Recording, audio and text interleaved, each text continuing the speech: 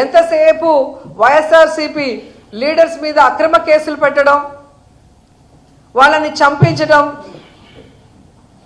వాళ్ళని హ్యూమిలేట్ చేయటం, వాళ్ళని కిడ్నాప్ చేయటం, ఇవి చేస్తే భయపడిపోతారు అనుకున్నారేమో మేం కానీ ప్రజలు. ఆ పరిస్థితి లేదు అనేది కూడా తెలుసుకోండి.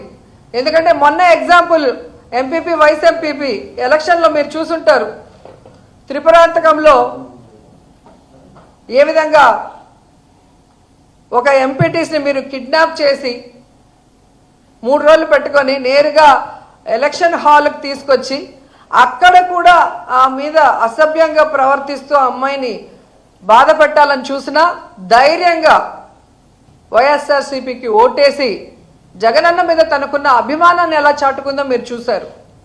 అలాగే మీరు చూస్తే ఎలమంచిలి వైస్ ఎంపీపీ ఎన్నికల్లో ఒక ఎంపీటీసీ వైఎస్ఆర్సీపీకి సంబంధించిన కంబాల సత్యశ్రీ ఎంత ఒత్తిడి చేసినా, ఎంత బ్లాక్మెయిల్ చేసినా, ఆ అమ్మాయి ఎంత పేదరాలైనా ఈరోజు తనకి గుర్తింపు వచ్చింది అంటే జగన్మోహన్ రెడ్డి వల్ల.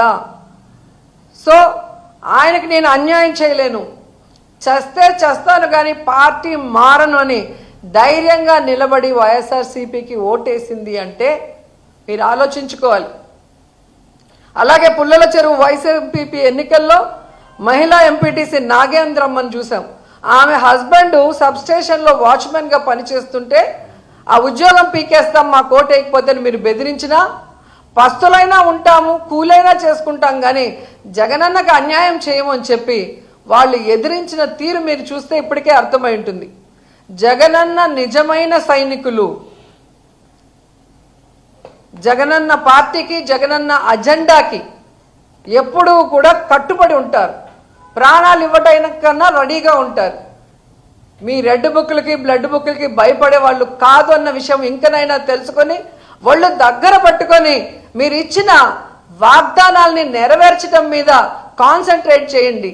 అంతేగాని ఇలాగే ఇంకా వైఎస్ఆర్ కాంగ్రెస్ పార్టీ వాళ్ళని తప్పుడు కేసులు పెట్టి బెదిరిస్తాం, వాళ్ళని చంపేస్తాం, వాళ్ళని హ్యూమిలేట్ చేస్తామంటే ఇక చూస్తూ ఊరుకునే పరిస్థితి లేదని కూడా ఈ సందర్భంగా తెలియజేసుకుంటున్నాం. ఎందుకంటే మొన్న ఈవీఎంల మేనేజ్మెంట్తో మీరు ఎలాగో సీఎం అయ్యారు, కానీ మిమ్మల్ని ప్రజలు ప్రేమించి అభిమానించి కనుక ఓట్లేసి ఉంటే ఈరోజు ఈ పరిస్థితి వచ్చిండేది కాదు. సో మీకు ప్రజలకు చేయాలన్న ఆలోచన లేదు, మాకు ఈ లోట్లే లేదు, మేము మేనేజ్మెంట్తో అయ్యాం కాబట్టి వీళ్ళెవరికి సమాధానం చెప్పనవసరం లేదని మీ ఇష్టానికి ఈ రాష్ట్రాన్ని అప్పుల్లో ముంచేసి, ఈ రాష్ట్రాన్ని సర్వనాశనం చేసేసి పక్క రాష్ట్రంలో పోయి మన జీవితాల్ని హాయిగా గడుపుకుందాం అనుకుంటున్నారేమో, కానీ ప్రజలు కానీ జగన్మోహన్ రెడ్డి గారు కానీ మిమ్మల్ని వదిలే ప్రసక్తే లేదు. రాబోయే కాలంలో జగనన్న ముఖ్యమంత్రి కావడం తథ్యం. ఈరోజు ప్రజల్ని మోసం చేసిన మీకు, వైఎస్ఆర్ కాంగ్రెస్ పార్టీ నాయకుల్ని కార్యకర్తల్ని చంపి తప్పుడు కేసులు పెట్టి హెరాస్ చేస్తున్న మీకు ఖచ్చితంగా బుద్ధి చెప్తారు. ఎటువంటి పరిస్థితుల్లో ఎవరిని వదిలిపెట్టే ప్రసక్తి కూడా లేదని సందర్భంగా తెలియజేసుకుంటున్నాను. చంద్రబాబు నాయుడు కుటుంబాన్ని, లోకేష్ కుటుంబాన్ని బంగారు కుటుంబం చేసుకుంటారేమో, కానీ ఈ రాష్ట్రంలో ఉన్న ప్రజల్లో ఒక్కరికైనా చేస్తారన్న నమ్మకం లేదు. నాకే కాదు ప్రజలకు కూడా లేదు అనేది మొన్న ఆయన మీటింగ్ జరుగుతుంటే ప్రజలందరూ లేచి వెళ్ళిపోవటం మనం కళ్ళారా చూసాం. మీటింగ్కి వెళ్ళే ముందేమో పిల్లలు మీటింగ్కి రండ్రా, ఆడవాళ్ళు మీటింగ్కి రండ్రా అని రోడ్లో ఆయనే ఒక సీఎంఏ అందరినీ అడుక్కునే పరిస్థితి. అండ్ ఆయన మాట్లాడేటప్పుడు అందరూ వెళ్ళిపోతున్నారంటే అర్థం ఏంటి? తానిచ్చిన వాగ్దానాలు ఏదీ నెరవేర్చని ఈ పెద్ద మనిషి మళ్ళీ అబద్ధాలు చెప్పడమే పనిగా పెట్టుకున్నాడు. వీటి వల్ల ఏ ఉపయోగం లేదు అనేది ప్రజలకే అర్థమైపోయింది. మనం చెప్పడం కన్నా మనం చెప్పక ముందే వాళ్ళు అర్థం చేసుకొని వెళ్ళిపోవటం అనేది కళ్ళారా కనిపిస్తుంది. అండ్ పవన్ కళ్యాణ్ గారు ఎక్కడ నిద్రపోతున్నారో నాకైతే అర్థం కాలేదు. మొన్న తెలుగుదేశం పార్టీ వాళ్ళు చేసిన వెకిలి డ్రామాలకి, వెకిలి డాన్సులకి వచ్చి పడి నవ్విన వ్యక్తి ఈరోజు తిరుమలలో మద్యాన్ని అమ్ముతూ విచ్చలవిడిగా తాగుబోతులు మాడవీధుల్లో తిరుగుతుంటే, అలిపిరి చెక్ పోస్ట్ దగ్గర గంజాయి దొరుకుతుంటే ఈ సనాతన యోధుడు ఎక్కడికి వెళ్ళాడు, ఎందుకు ఈరోజు తిరుమల మెట్లు కడగట్లేదని ప్రశ్నిస్తున్నా.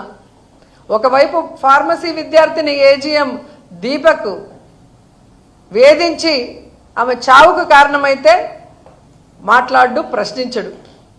ఒక ఆడపిల్లకు అన్యాయం జరిగితే అక్కడ నేను ఉంటాను, వాళ్ళకి అండగా నిలబడి తప్పు చేసిన వాడిని శిక్షిస్తానన్న వ్యక్తి ఈరోజు ఎక్కడ నిద్రపోతున్నాడు కుంభకర్ణుడిలాగా నేను అడుగుతున్నా.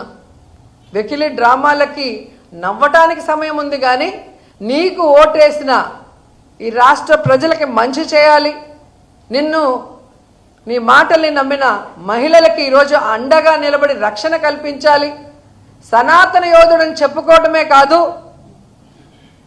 తిరుమలలో జరుగుతున్న అన్యాయాల్ని ప్రశ్నించి అవి అరికట్టాల్సిన బాధ్యత నీ మీద లేదా అని కూడా ఈరోజు ప్రశ్నిస్తున్నాం. జనసేన పార్టీ పార్లమెంట్ లో వక్ఫ్ బోర్డు బిల్ సందర్భంగా 2 ఎంపీలు కలిగిన జనసేన పార్టీ కూడా బీజేపీకి సపోర్ట్ చేస్తూ ఇది చేస్తున్నది వక్ఫ్ బిల్ అమెండ్మెంట్ బిల్. దాని గురించి ఏమంటారు? ఈరోజు వాళ్ళు చేస్తున్న కార్యక్రమం ఈ రాష్ట్రంలో ఉన్న ముస్లిం సోదర సోదరి మనలందరూ కూడా గమనిస్తున్నారు.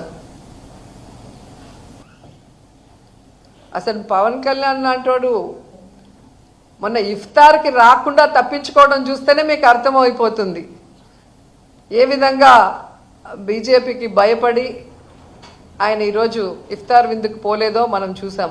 అలాంటి వ్యక్తి ఈరోజు ఓటు వేయకుండా ఉంటాడని ఎవరు అనుకోరు. కానీ వీళ్ళకి ఖచ్చితంగా ముస్లిం సోదర సోదరుమణులు త్వరలో బుద్ధి చెప్తారు, చంద్రబాబు నాయుడుకి కానీ పవన్ కళ్యాణ్కి కానీ.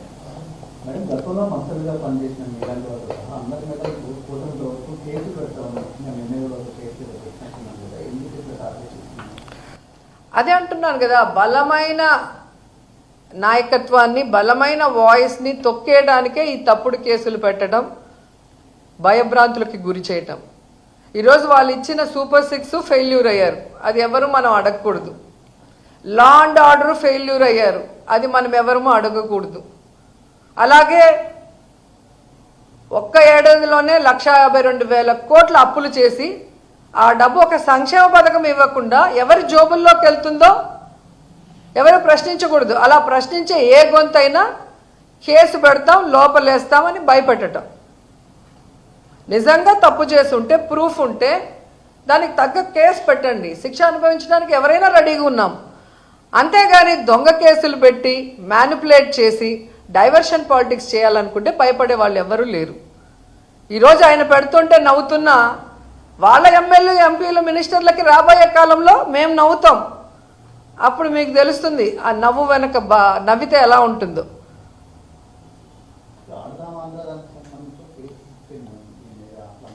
కేసు ఎప్పుడు జరగలేదండి, వాళ్ళు ఊరికే చెప్తా ఉంటారు అంతే. ఎందుకంటే క్లియర్ కట్గా టీడీపీ వాళ్ళే అసెంబ్లీలో అలాగే శాసనసభలో శాసన మండలిలో రెండిట్లో ఆన్సర్ ఇవ్వటం జరిగింది. దీనికి ఎంత అమౌంట్ కేటాయించారు, దాన్ని R&B ద్వారా ఎలా టెండర్లకి ఎంత అమౌంట్ కేటాయించారు, ఏ విధంగా పర్చేస్ చేశారు, అలాగే 26 జిల్లాల కలెక్టర్లకి ఆ అమౌంట్ ఎలా ట్రాన్స్ఫర్ చేసి అక్కడ గేమ్స్ని ఆడించారు, ప్రైజ్ మనీ డిస్ట్రిబ్యూట్ చేశారు అనేది క్లియర్ కట్గా ఉంది. ఇక్కడ మినిస్టర్కో లేదా బైరెడ్డి సిద్ధార్థకో ఏం సంబంధం ఉంది?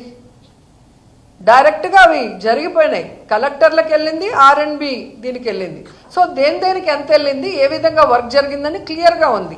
అండ్ వాళ్ళు ఇచ్చిన దాంట్లోనే ఏమైనా అవకతవకలు జరిగాయంటే లేదు అన్నారు, ఏమైనా చర్యలు తీసుకోబోతున్నారంటే అలాంటి ప్రసక్తే లేదని వాళ్ళే క్లియర్గా ఇచ్చి మళ్ళీ టీవీలకు మాత్రం సంబంధం లేకుండా ఏదో మాట్లాడతారు. అంటే మొదటి నుంచి వాళ్ళు చేసేది ఆన్ పేపర్ వాళ్ళు అబద్ధం చెప్పలేరు, ఎందుకంటే అది వాళ్ళ మెడకి ఉరితాడులాగా బిగుసుకుంటుంది.